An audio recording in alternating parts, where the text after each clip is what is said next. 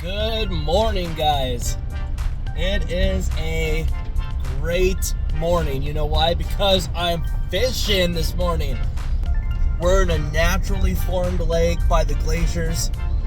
I cannot wait to hit this spot up. I've been told it's an amazing spot. So here I am today, finally, after 5 years, deciding to get down here and fish this.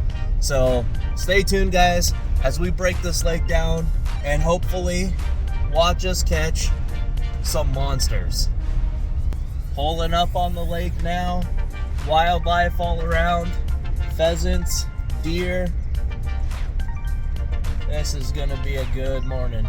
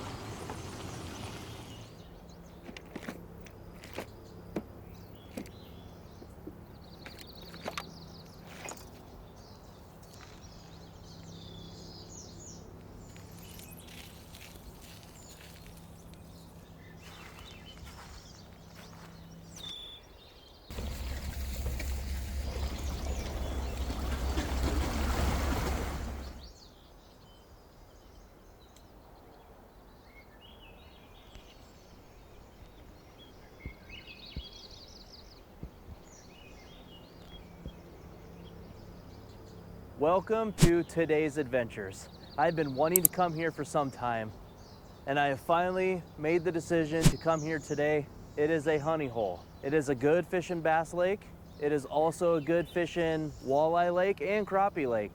So I'm an opportunistic fisherman. If I come across walleye or if I come across crappie, you can bet your last dollar that I am going to be fishing those guys. But the main goal today is going to be bass. What I am doing now is I'm just going to side scan this bay here. If I can find a weed line or some beds. I don't know if you guys can see it very well on the camera here. I'm just holding the GoPro up to the screen. When I see something that I'm looking for, I'll let you guys know. What I'm trying to do is I'm just trying to look for some bass in amongst these weeds. I see some panfish right there. I just drove right over the top of them, but I'm trying to look for some old bluegill beds or weed lines, some weed points, something that bass are going to relate to. There's a lot of pockets I'm seeing, so I just got to find that right pocket that's holding bass. The 7 foot, 8 foot mark is probably where I want to try to hit. I just want to find the right pocket. There you go. That's what I'm looking for right here. You can see the bluegill beds there on the left. All those little divots in the sand, those are all bluegill beds. Now I'm going to see if there's any bass spread amongst them. I see a couple, but not as many as I was hoping. But I might be able to put the live scope down. See, there's a nice one. Oh, 2, 3, 4. Okay. Yeah, this is exactly what I was looking for right here. Let's try this spot. Then it's a nice sand flat just on the outside of a little patch of weeds right there. Perfect. Let's give this a go.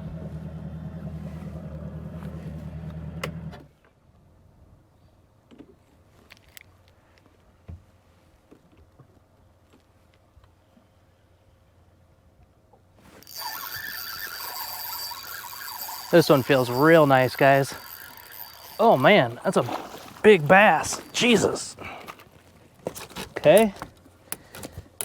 Either that was a school of bass, which I don't think so, or either that was a school of bass that I was following around, or that was just one bass hanging at the bottom of the rest of those crappie. But whatever the case is, that was still fun.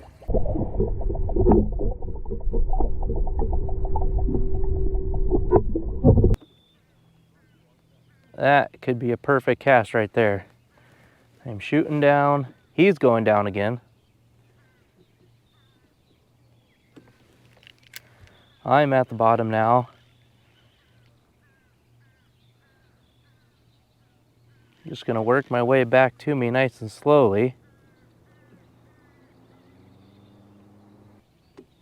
He sees it, he got it. It's at 35 feet now. What do you suppose this is? It kind of looked walleye-ish to me.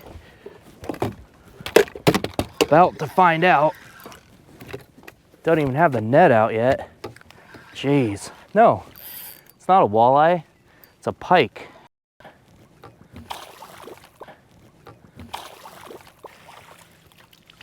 Well, okay. These are really good to eat too. A lot of people don't eat pike because they can't get the Y bones out, but these are honestly one of the best fish to eat. I'm in the north central part of Minnesota and we have a slot limit. We cannot keep anything from 22 to 26 inches. So I can tell you this guy's in the slot.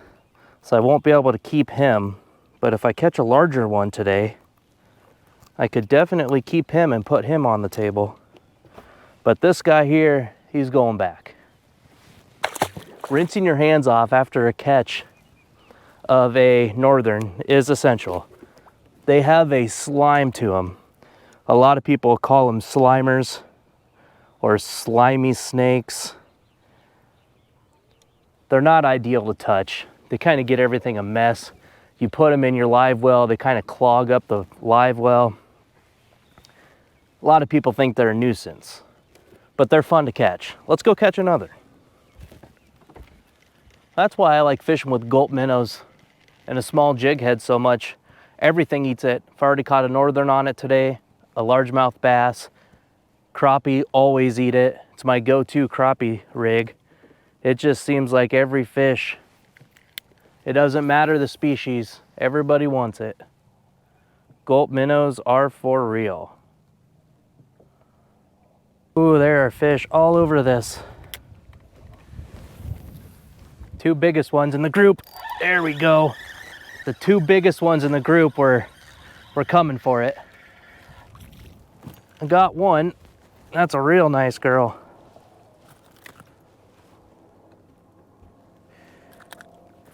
There are plenty more. Yeah, look at that. Just beautiful, beautiful fish. Look at that shimmer when the sun is out. Awesome.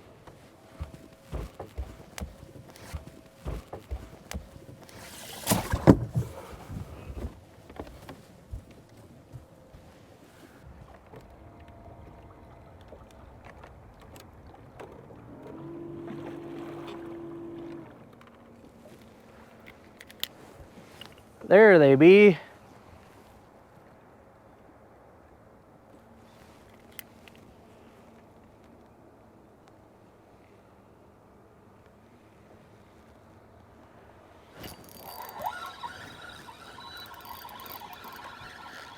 Oh, this is fun. Oh man, this is big. Big girl here. Man, it's just a school of giants out here.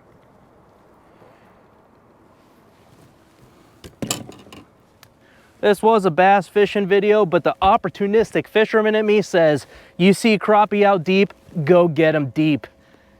Gonna have myself a fish fry tonight on some nice crappies. I'm fishing 42 feet of water, suspended crappie, only 10, 15 feet down. This is a blast.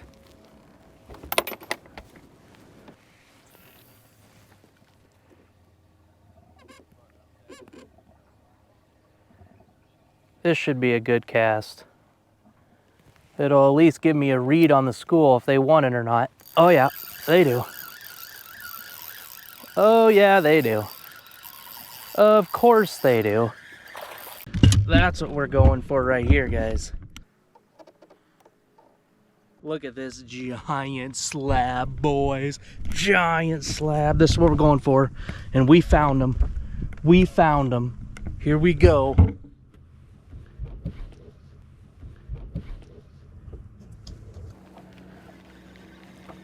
These guys may be fed up, but I'm gonna try a gulp minnow on now.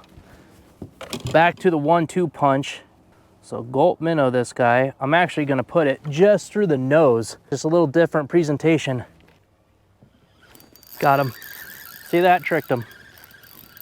That tricked him right there, guys. So what you gotta do, if they're getting wise to what you're doing, switch up your baits. Switch up your baits.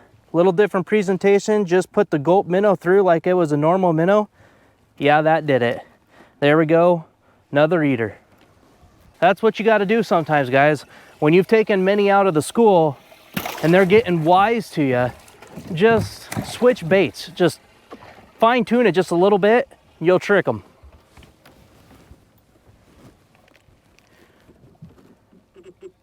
All right, let's just catch a couple more. Got it. Okay.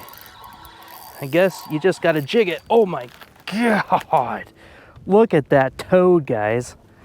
I'm gonna stop it here for you.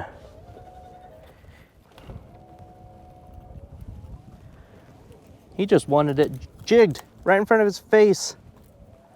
That's all it took. Maybe I don't even have to be casting at these guys. Just gotta jig it. Look at this. Look at the size of these. These are nice slabs out here. Look at this, guys. Suspended slabs out here. Whew. I'll take it.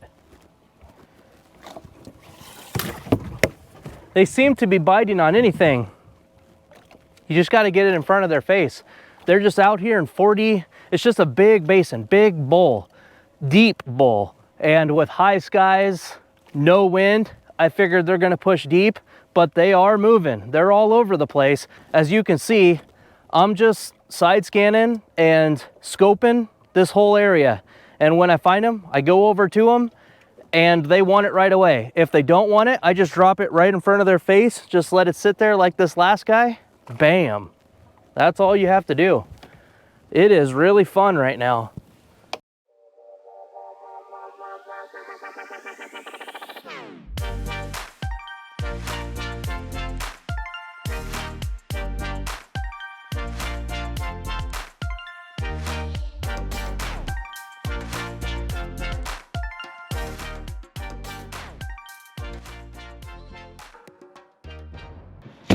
Welcome back to the roost. I'm gonna show you my famous classic fried fish.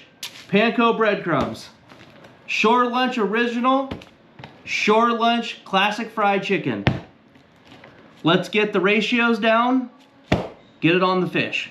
Step number 1, classic fried chicken. Now this batter is pretty much the majority of the recipe. So this size of a bag, I'm gonna use a half a bag to 3/4 of a bag of the classic fried chicken. That's the best part. Cannot get too much classic fried chicken. Now, original Shore Lunch. The reason why we use original Shore Lunch, this pretty much adds the salt and a little extra seasoning. We don't add too much of this because original Shore Lunch is pretty darn salty. So, quarter bag original. Next, Panko breadcrumbs. This is my favorite brand. I believe this is from Walmart. We've tried a million different breadcrumbs. This is the best by far.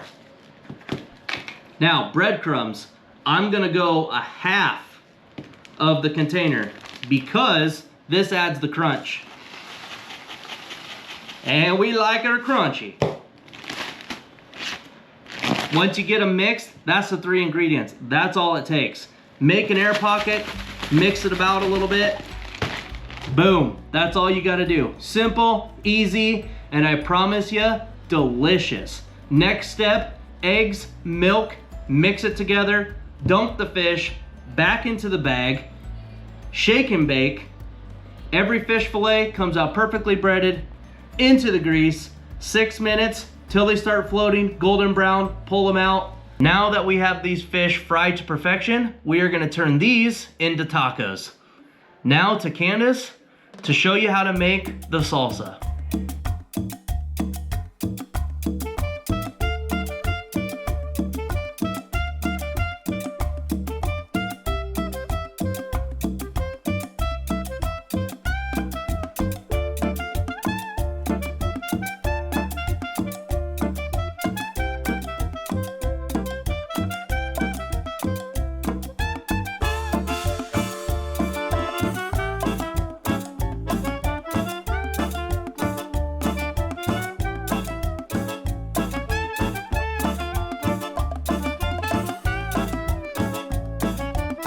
white corn tortillas.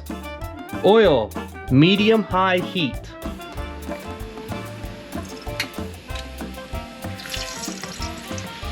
And place them in for about 30 seconds each side. Bam! Here she is, in all her glory, ready to be devoured. This here is the best way to eat fish on a hot summer day, I promise you. Today, we're in the hundreds. This is a thirst quencher on a day like today. This is like a citrus fruit salad taco. This is the way we eat our tacos. I promise you, make this, you will not be disappointed. So you take your taco, you fold her in half, put a couple little nuggets in there. Get that nice, juicy, crunchy, citrusy salsa. They're a little messy, but who cares when you're eating tacos, right? Here we go. Cheers.